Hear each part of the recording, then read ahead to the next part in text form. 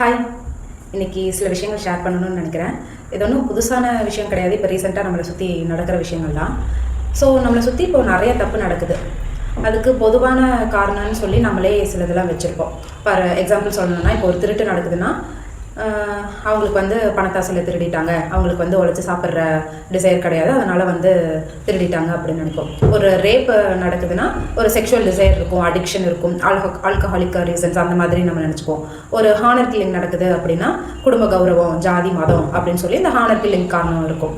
இல்லை மர்டர் நடக்குது அப்படின்னா ஒரு பழி வாங்குறதுக்காக ஒரு ரிவெஞ்ச் ரீசன் இருக்கும், அவங்கள பழி வாங்கிடணும் எப்படியாவது அப்படிங்கிற ஒரு காரணம் இருக்கும்.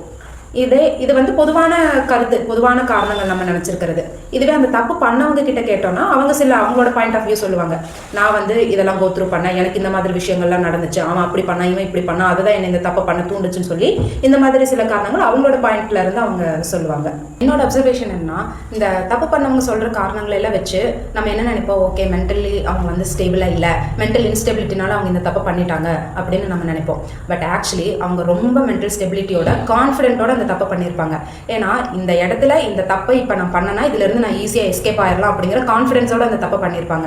இதுவே அவசரப்பட்டு ஒருத்தவங்க ஒரு தப்பை பண்ணியிருந்தாங்கன்னா, அச்சோ நான் அவசரப்பட்டுட்டேனே அப்படிங்கிற அந்த மைண்ட் ஸ்டக்லேயே இருப்பாங்க. ஆனால் இப்போ நம்ம பார்க்குற கேசஸில் அவங்க தப்பையே ரியலைஸ் பண்ணாமல் அவங்களோட நார்மல் லைஃபுக்கு ரிட்டர்ன் ஆயிடுவாங்க. இதை மென்டல் இன்ஸ்டெபிலிட்டின்னு சொல்ல முடியாது, மென்டல் இன்கேப்பபிலிட்டி அப்படின்னு வேணால் சொல்லலாம். ஏன்னா யாருக்குமே தெரியாமல் என்னால் ஒரு தப்பு பண்ண முடியும் அப்படிங்கிற ஒரு சிச்சுவேஷன் எனக்கு வரும்போது இது தப்பு, இதை நான் ஏன் பண்ணணும் அப்படிங்கிற கொஸ்டின் நம்ம ரைஸ் பண்ணாமல் இருக்கோம்ல, அதுதான் மென்டல் இன்கேப்பபிலிட்டி.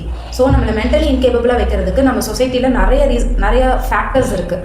அதில் ட்ரக்ஸும் ஆல்கஹாலும் ஒரு மேஜர் ரோல் ப்ளே பண்ணுதுன்னு நான் நினைக்கிறேன். ஸோ இந்த வீடியோலேருந்து நான் என்ன சொல்ல வரேன்னா, நமக்கு தப்பு நடக்கிறதுக்கு நிறைய சான்ஸ் இருக்குது, நம்ம தப்பு பண்ணுறதுக்கும் நிறைய சான்ஸ் இருக்குது. ஸோ நீங்கள் ஏதாவது ஒரு விஷயம் பண்ணுறீங்கன்னா ஏன் அப்படிங்கிற கொஸ்டின் கேளுங்க. இந்த விஷயம் நான் பண்ணுறதுனால எனக்கு என்ன நடக்கும், இதை நான் ஏன் பண்ணணும் அப்படிங்கிற கொஸ்டின் கேளுங்க. இப்படி எல்லா விஷயத்துலையும் நம்ம ஏங்கிற கொஸ்டின் கேட்கும்போது நமக்கும் தப்பு நடக்காது, நம்மளாலையும் மற்றவங்களுக்கு தப்பு நடக்காது. ஸோ நீங்கள் இந்த வீடியோவை ஸ்கிப் பண்ணாமல் லாஸ்ட் வரைக்கும் பார்த்துருந்தீங்கன்னா கூட ஏன் இந்த வீடியோ நீங்கள் பார்த்தீங்க அப்படிங்கிற கொஸ்டின் கேளுங்க. ஏன் இதை பார்த்தீங்க, இது உங்களுக்கு யூஸ்ஃபுல்லாக இருந்துச்சு அப்படின்னு யோசிங்க. Okay, I'll see you in the next video. Thank you.